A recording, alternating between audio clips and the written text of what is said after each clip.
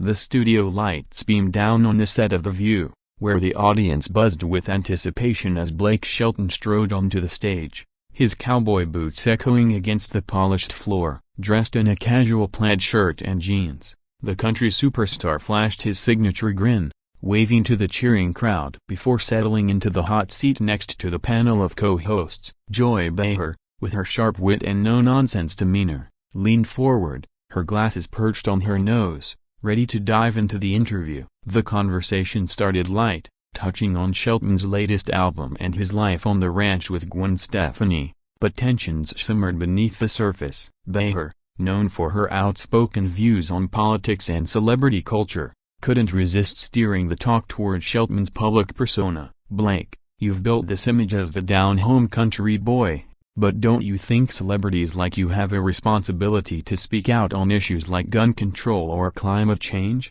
she probed, her tone laced with challenge. Shelton chuckled at first, trying to keep things amicable. "Joy, I sing songs about trucks and beer. I'm not here to preach politics from a stage," he replied, his Oklahoma drawl thickening. But Behar pressed on, accusing him of dodging real conversations. "Come on, Blake, you're influencing millions selling this small-town fantasy while ignoring the big problems." The audience murmured, sensing the shift. Shelton's smile faded, his eyes narrowing as he shot back, "You sit here in your New York bubble, judging folks like me who actually live in those small towns. You don't get it, Joy." The exchange heated up quickly, with Behar retorting that celebrities have platforms for a reason, and Shelton countering that not everyone wants to turn entertainment into activism. Whoopi Goldberg tried to mediate, but the sparks were flying. Shelton leaned in closer, his voice rising. "I've worked hard to get where I am,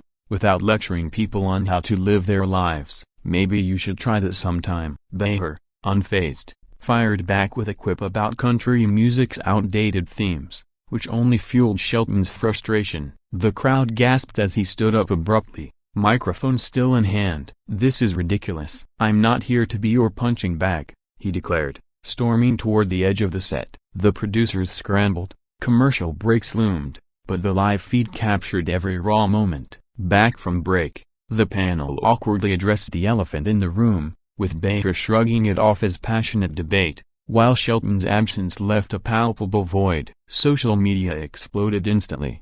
Hashtags like #Blake vs. Joy trending worldwide, fans divided between Team Shelton's authenticity and Behar's bold questioning. Hollywood insiders whispered about the fallout, wondering if this clash would tarnish reputations or boost ratings. As the show wrapped, the energy lingered, a testament to how quickly a routine interview could turn into television gold or disaster. In the aftermath of Blake Shelton's dramatic walk-off, the internet lit up like a Christmas tree, with clips of the confrontation going viral across platforms. Commentators dissected every word, from Behar's pointed jabs to Shelton's fiery retorts, debating who came out on top in this unexpected showdown. Late-night hosts like Jimmy Fallon and Stephen Colbert couldn't resist poking fun, reenacting the scene with exaggerated accents and props, turning the clash into comedic fodder. Meanwhile, Shelton took to his social media, posting a cryptic message about staying true to oneself amid the noise,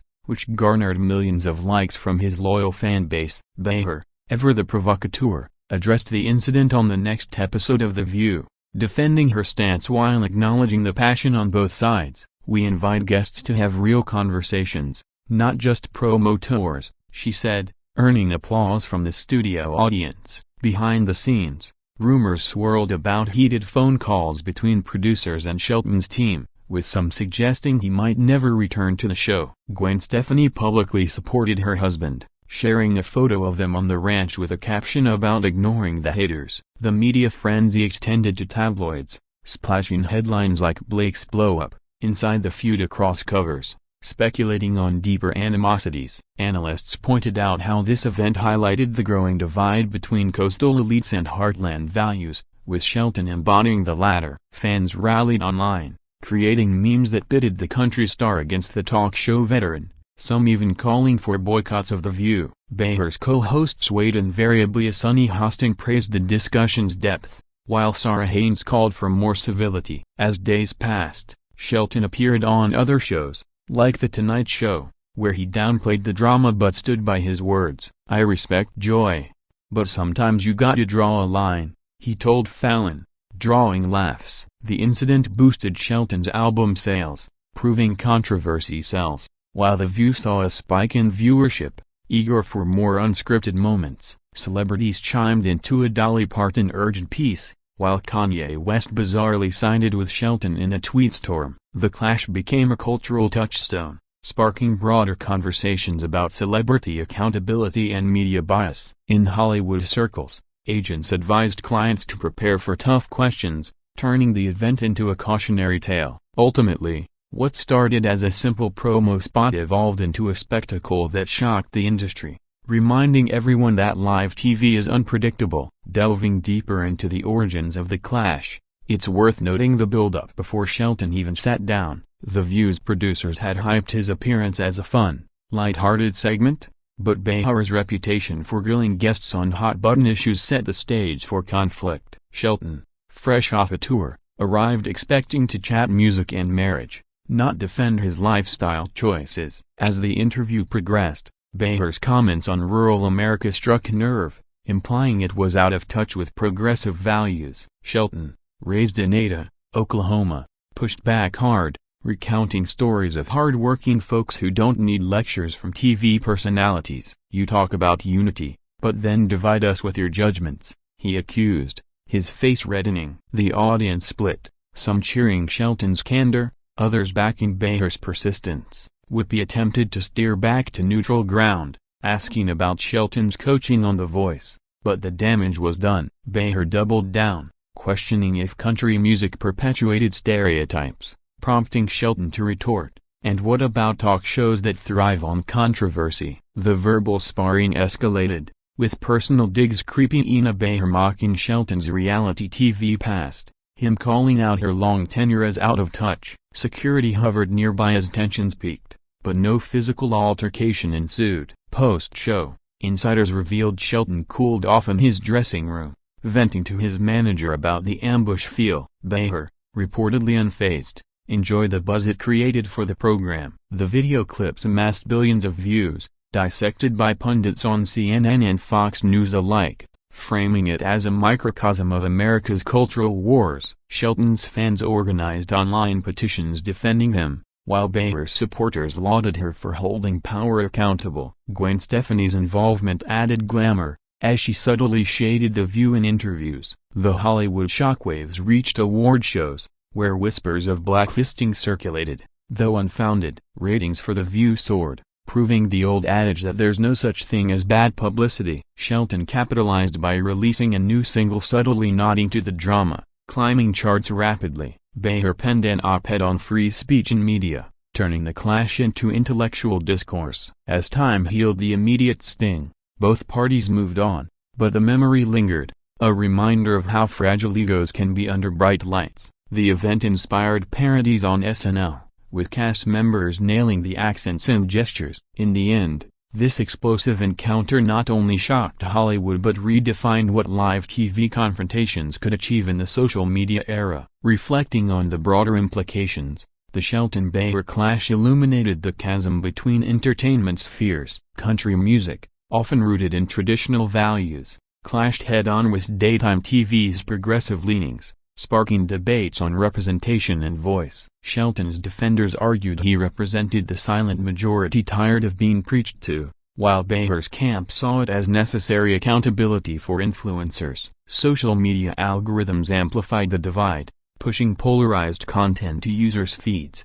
turning a single interview into a viral phenomenon. Celebrities watched closely, some like Tim McGraw praising Shelton's stand, others like Bette Midler siding with Behar. The View's format, designed for spirited discussion, sometimes veers into confrontation, as seen in past guest walk-offs. Producers faced scrutiny for not intervening sooner, but internally celebrated the publicity windfall. Shelton's career trajectory post-clash saw increased bookings, proving resilience. Behar, a veteran, brushed it off as part of the job, continuing her unfiltered style. The incident prompted think pieces in outlets like the New York Times, analyzing celebrity culture's role in societal discourse. Fans created fan art and edits, romanticizing Shelton's heroism or Behar's fearlessness. Hollywood executives noted the ratings boost, considering more crossover guests to manufacture drama. Gwen Stefani's subtle support via Instagram stories added a layer of couple goals amid the chaos. As the dust settled,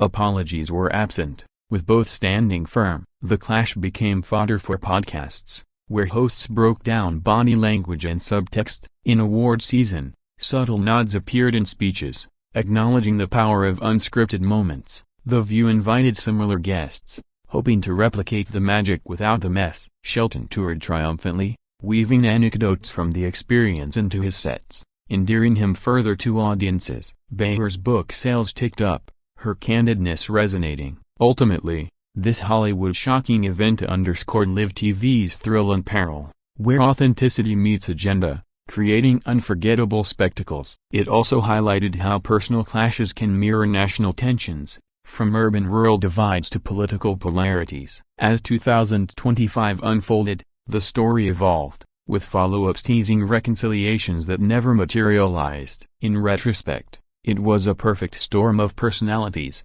platforms, and provocations, etching itself into pop culture lore. Exploring the fan reactions in detail reveals a tapestry of opinions that mirrored society's fractures. Shelton's country fanbase flooded comments sections with support, sharing stories of how his music connected to their lives, decrying Behar as elitist. Conversely, The View's urban demographic hailed Behar as a truth-teller, criticizing Shelton for evading responsibility. Memes proliferated, from Shelton's finger-pointing freeze frames to Behar's eye-roll compilations, fueling endless online banter. Petitions emerged on change.org, some demanding Behar's firing, others calling for Shelton to apologize. Celebrities' endorsements added fuel. Kid Rock backed Shelton vehemently, while Joy Reid praised Behar on MSNBC. The clash's timing, amid election cycles, amplified its political undertones, with analysts linking it to broader cultural wars. Shelton's streams surged,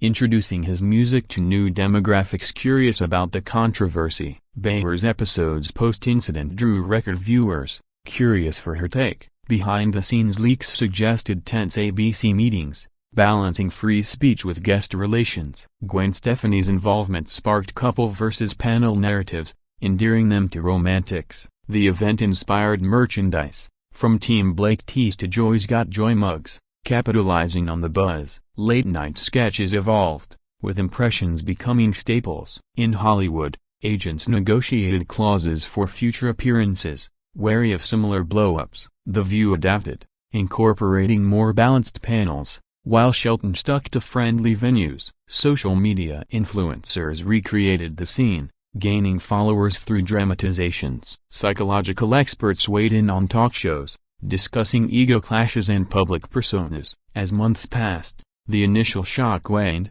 but references persisted in pop culture. Award shows alluded to it humorously, lightening the mood. Ultimately, the clash served as a catalyst for dialogue on media's role in bridging divides, though it arguably widened them. Fans' loyalty tested, some boycotting products, others amplifying voices. In the end, this live destruction moment not only shocked Hollywood but reshaped how celebrities engage with confrontational platforms, emphasizing preparation and poise. Wrapping up the saga, the long-term effects of Blake Shelton's explosive clash with Joy Behar on The View continued to ripple through the entertainment industry well into the following year. Both figures maintained their stances, with Shelton focusing on music releases that subtly addressed authenticity, and Behar continuing her incisive commentary without apology. The incident became a case study in media training seminars, teaching aspiring stars how to handle adversarial interviews.